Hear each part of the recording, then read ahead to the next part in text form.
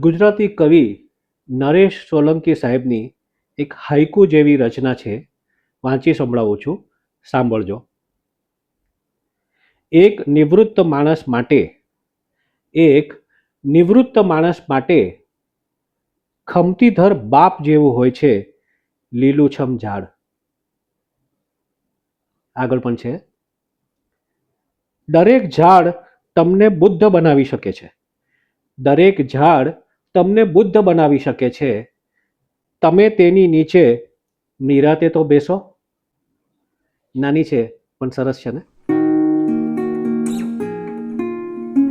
Coffee.